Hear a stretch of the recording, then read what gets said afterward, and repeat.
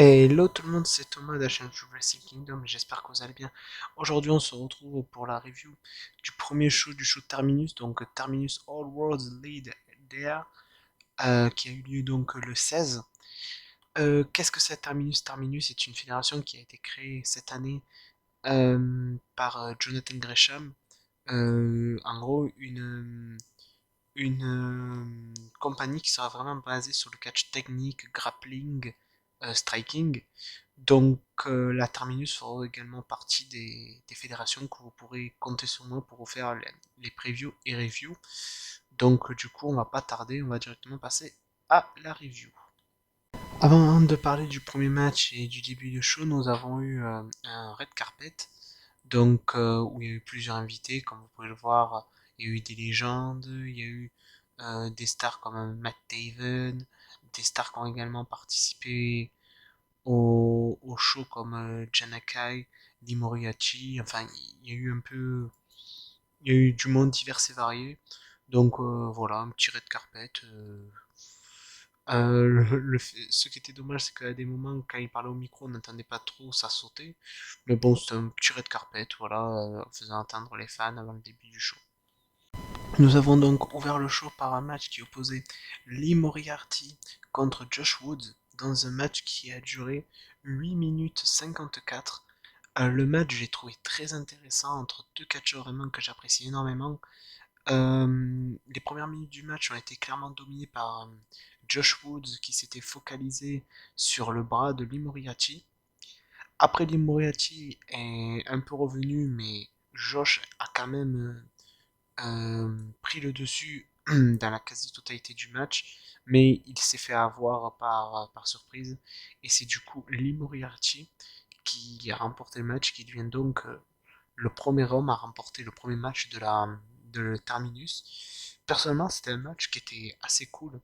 Et je trouve que c'était vraiment un bon choix en termes d'opener, car les deux hommes nous ont vraiment mis dans l'ambiance, je veux dire, du bon cadre technique. Je veux dire, Moriarty qui est plus habitué au high fly, il nous a fait quelques prises de high fly, mais pas autant, il est resté bien technique. Franchement non, le match était nickel. En termes d'opener, j'ai rien à dire, c'était parfait.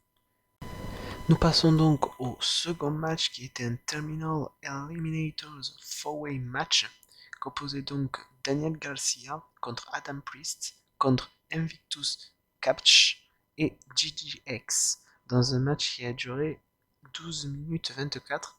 Il faut savoir que c'était un 4-way mais pas un 4-way qu'on peut voir habituellement, car là il y avait deux personnes dans un ring et les deux autres qui étaient aux abords du ring et qui s'attendaient le tag pour pouvoir entrer. Donc, du coup, en ordre d'élimination, au bout de 8 minutes 58, Daniel Garcia a réussi à éliminer GGX. Puis, quelques temps après, au bout de 11 minutes 11, Daniel Garcia a éliminé Adam Priest. Et bien sûr, au bout de 12 minutes 24, Daniel Garcia a éliminé Invictus Catch. Donc, Daniel Garcia, qui a vraiment été très dominant dans le match. Et c'est lui qui a porté le match, hein, on va pas se mentir. J'ai fait de très bonnes découvertes dans le match, car de base dans le match je connaissais que Daniel Garcia et Adam Priest. Invictus je connaissais pas et GGX que de nom. Et au final, Invictus m'a très bien impressionné. Franchement, c'est un catcheur que je pense que je vais suivre. GGX également, deux bons catcheurs vraiment. Daniel Garcia, j'aime bien comment ils l'ont booké dans le match, assez dominant. En plus, j'adore ce catcheur, donc j'étais assez content. Hâte de voir ce qu'ils vont faire, en espérant qu'ils soient assez mis au placé dans la carte du côté de Terminus, car voilà, comme je l'ai dit, j'adore Sketcher. Et ça peut promettre des bons affrontements contre par exemple des Jonathan Gresham, Brandon Blake, même Mike Bennett, Matt Taven, et j'en passe. En tout cas, très bon match. Nous passons donc au troisième match qui opposait donc Moose contre Mike Bennett dans un match qui a duré 6 minutes 38. Et le match avait c'était un pure rose match de ce que j'ai cru comprendre, mais il avait une stipulation particulière. C'était si on n'avait pas le droit en fait tout simplement de balancer son adversaire plus de deux fois au-dessus des cordes. Donc Moose l'a fait une première fois, donc il a eu un avertissement. Et là, à un moment donné, il voulait porter, je sais plus si c'était un spear ou une close line. Et du coup, il la porte et Mike Bennett tombe à l'extérieur du ring. Et donc, Mike Bennett remporte le match par disqualification. Je vous avoue, je dirais que c'était le match que j'ai le moins apprécié du show. Parce que bon, quand ça a été dans le ring, c'était très bon. Mais disons, c'est la fin qui m'a mis sur ma fin, tout simplement. Puisque je trouve ça un peu bête, cette fin. C'est juste la fin que j'ai pas aimé. Qui m'a, disons, mis un petit goût amer, vous voyez. Parce que le match commençait bien, hein, vraiment. Ce qu'ils proposaient dans le ring était très très bon. J'ai rien à dire là-dessus. Mike et Moose faisaient du bon boulot. Mais c'est la fin qui m'a mis sur ma fin tout simplement. Donc j'ai pas trop apprécié la fin du match, mais bon. Le match par lui-même était pas mal, c'est juste la fin que j'ai pas apprécié.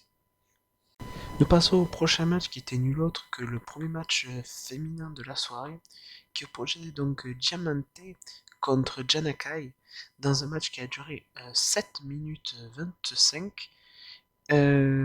Franchement, j'ai beaucoup adoré le match. Janakai est une jeune catcheuse vraiment que j'apprécie énormément, qui a de très bons striking. C'est vraiment une catcheuse sur qui n'importe quelle compagnie qui veut la signer peut miser. Franchement, que ce soit AEW, Impact, ou même peut-être une compagnie de Joshi, ça pourrait être excellent.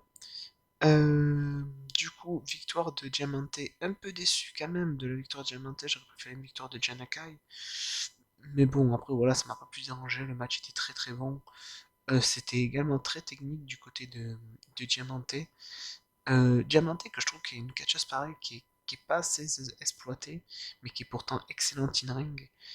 Mais bon, c'est un peu dommage, mais en tout cas, Janakai a montré une très bonne performance lors du match malgré sa défaite.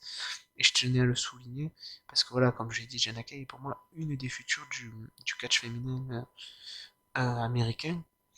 Et j'espère, pourquoi pas, si Terminus veut faire un titre féminin, que Janakai soit du moins, s'il fait un tournoi, dans les finalistes, voire peut-être possiblement la première championne, car Janakai c'est un de mes coups de cœur niveau catch féminin, niveau indie.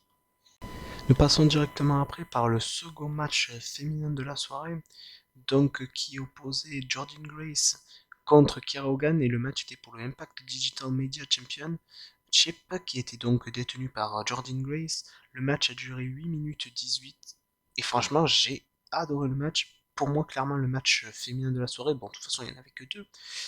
Et là j'ai un truc à dire, je trouve ça bête que, que Impact n'ait pas plus misé sur Kiera Hogan en solo, parce que là, elle nous a sorti un match, mais vraiment pour 8 minutes, mais ils auraient pu même faire 18 minutes, 20 minutes, j'aurais adoré. Bon, Jordan Grace est une excellente catcheuse, et mais Kiera Hogan, beaucoup la sous-estiment, mais elle est excellente comme catcheuse. Moi, pour moi, Kiera Hogan a toujours été un coup de cœur hein, et une de mes favorites. Donc, j'étais pas étonné parce que qu'elle était très bonne in-ring. Mais là, contre Jordan Grace, elle a vraiment brillé, malgré qu'elle a perdu. Car oui, Jordan Grace a conservé son titre, ce qui est assez logique, hein, j'ai envie de dire, parce que Kiera Hogan est signée à AEW, même si on n'en voit pas beaucoup. Elle est quand même sous contrat avec AEW et plus avec Impact. Et vu que c'était un titre d'Impact, bon, vous allez me dire, oh, Kenny Omega, Christian, nanana, mais même avec que j'adore Kiera Hogan, et avec tout le respect que je lui dois, Kiera Hogan n'a pas le même, comment dire, le même impact qu'un Christian ou qu'un Kenny Omega, je veux dire. Euh, Kiera Hogan ramènerait un titre de jeune fédération à la AEW, ça aurait un petit impact, mais ça aurait pas un impact assez important pour te dire que la fédération se dire, tiens, on va donner le titre à Kiera, il va être exposé du côté de la AEW, non. Je veux dire, encore vous donnerez ce titre à Hikaru Shida, Tai Conchi, Serena Deep. Là, à la rigueur, je pourrais vous dire oui, d'accord. Mais Kirogan, malheureusement, elle n'a pas une assez bonne exposition, du moins pour le moment. Et j'espère que justement en 2022, ça changera parce que Kirogan est une catcheuse, malheureusement, qui a été dans toute sa carrière, hein, sous-cotée, soit mise en équipe, soit pas assez mise en avant. Que bordel, elle est hyper talentueuse. C'est une catcheuse que vraiment, pour moi, c'est une catcheuse qu'il faut miser. Je sais pas, moi j'aurais une compagnie de catch avec Kira Hogan, je miserais mais énormément sur elle, parce qu'elle peut être autant bonne en heel qu'en face, et elle a un in-ring assez complet, donc pourquoi pas miser sur elle. Voilà. Mais en tout cas, pour revenir au match, très bon match. Nous passons au prochain match qui était pour le Air Rage World Championship, la nouvelle version, qui opposait donc le champion Bandito contre Baron Blake, dans un match qui a duré exactement 14 minutes 05. Avant le match, il y a eu Baron Blake qui nous a fait une petite promo. Le match, j'avoue, c'était un match que j'avais assez hâte de voir parce que Baron Blake, c'est un catcheur que j'ai découvert que du côté de AEW Dark Elevation, et je le trouvais hyper talentueux, mais malheureusement à Dark ou à Dark Elevation, on peut découvrir des catcheurs, mais je veux dire, avec le peu de temps qu'ils ont à Dark ou à Dark Elevation, on peut pas découvrir leur talent, quoi. Enfin, je sais pas si vous voyez ce que je veux dire. Vraiment découvrir ce qu'ils peuvent vraiment faire, vraiment, si on leur donne du temps. Et là, ils lui ont donné du temps. Donc, je trouve ça assez bien.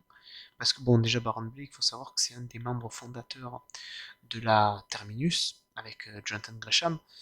Et là, franchement, il m'a très très bien impressionné. C'est un très très bon catcheur.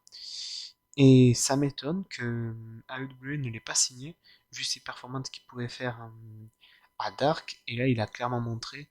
Mais bon, maintenant, je pense qu'il va rester plus du côté de Terminus. Normal, c'est sa fédération. Ou peut-être au retour de Ring of Honor en avril, peut-être faire des matchs du côté de Ring of Honor. Je pense que de toute façon, Jonathan Gresham et Bandido, qui ont l'air proches de lui, vont faire tout pour le ramener du côté de Ring of Honor, et franchement, ça ferait une belle acquisition, car il a un style malgré tout assez complet, assez technique, assez powerhouse, donc je trouve ça assez bien. D'ailleurs, en parlant de technique, il y a un truc que je trouvais bien, peut-être dans mes screens vous le verrez pas, mais voilà, il présentait le catcheur, il s'écrivait son nom, après il donnait ses réseaux sociaux, mais il donnait les styles de catch des catcheurs et catcheuses. Ce que je trouve qui est pas mal, parce que imaginons une personne qui regarde Terminus, qui connaît aucun des catcheurs, il peut déjà se dire, ah ouais, ce gars, il peut me proposer tel style. Que je trouve qui est pas mal. Donc voilà, c'était un petit aparté, mais c'est un très bon match, et Baron Blake m'a beaucoup impressionné dans le match. Nous enchaînons donc par l'avant-dernier match qui était nul autre qu'un tag team match qui opposait donc Dante Caballero et Joe Case contre le retour de Catchpoint, Fred Yehi et Tracy Williams dans un match qui a duré 14 minutes 26. Donc clairement Catchpoint a dominé le match. Oui, car pour ceux qui ne savent pas, Fred Yehi et Tracy Williams faisaient partie du groupe Catchpoint, qui était un groupe composé de catcheurs techniques où il y avait entre autres comme autre catcheur connu Drew Gulak, Matt Riddle, TJP et j'en passe. Et donc voilà, ils avaient été champions de tag team du côté de la Evolve. Dante et Joe, c'était la première fois que je les voyais en tag team et j'étais agréablement surpris. Pas surpris hein, dans le bon terme, hein, c'était des excellents catcheurs. Donc, comme je l'ai dit, Catchpoint a dominé le match de A à Z, mais malheureusement pour eux, ils se sont fait avoir et du coup, c'est leurs adversaires, donc Dante et Joe, qui ont remporté le match. Et honnêtement, ça s'est terminé dans le respect comme la plupart des matchs, mais bon petit match et bonne découverte, franchement. Nous passons au main event qui était pour le Air Rage Original World Championship dans un Pure Bulls match qu'opposait donc Jonathan Gresham contre Josh Alexander dans un match qui a duré 16 minutes 52. Et quelle masterclass technique ce match.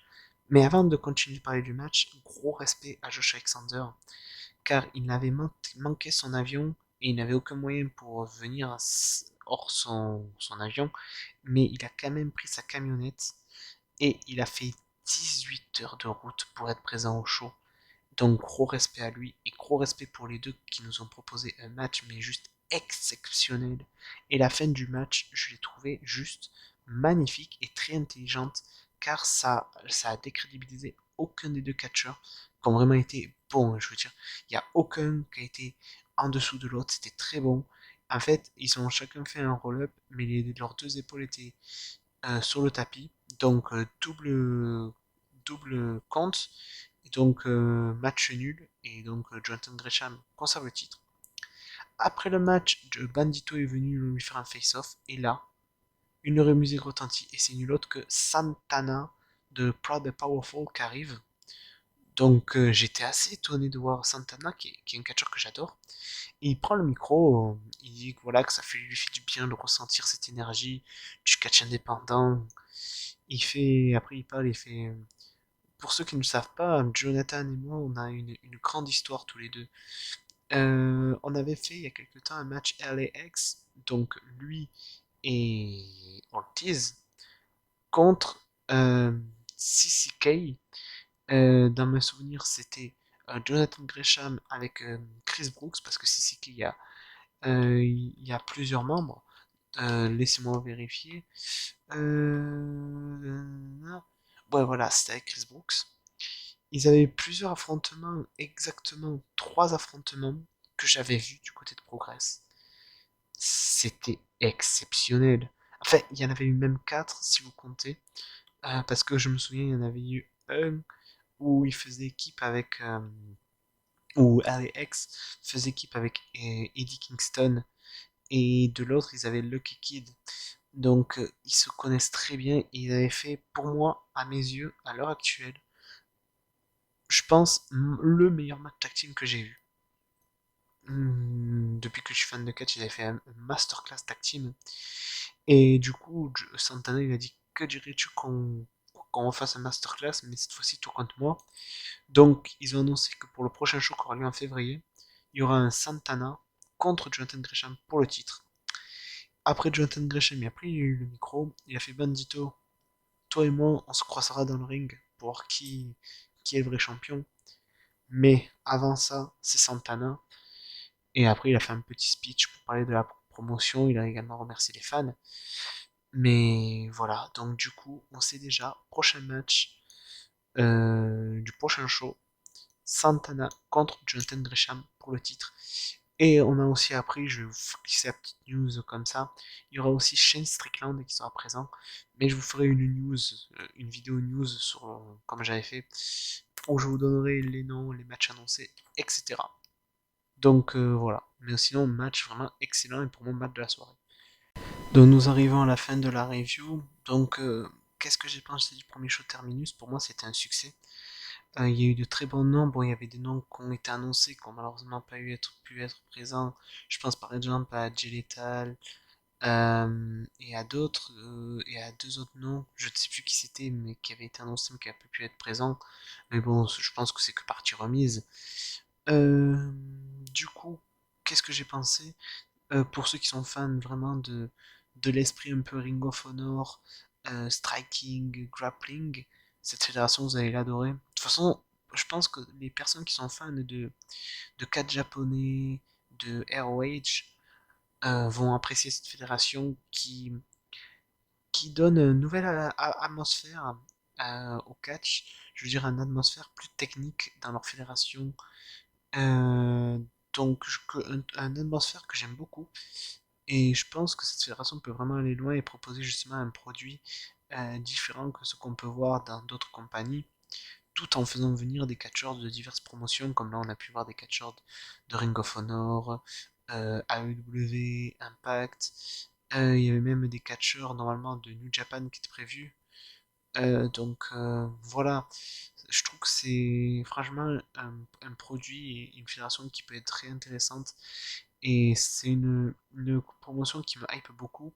Et rien qu'avec les 2 nouveaux noms annoncés pour le second show, qui je vous rappelle, ce sera Santana et Shane Strickland, ça me hype énormément pour d'être en février, pour voir le show. Donc voilà, je pense que j'ai tout dit. N'hésitez pas à liker, commenter, partager et à vous abonner. Et on se retrouve pour une prochaine vidéo. Allez, à plus tout le monde.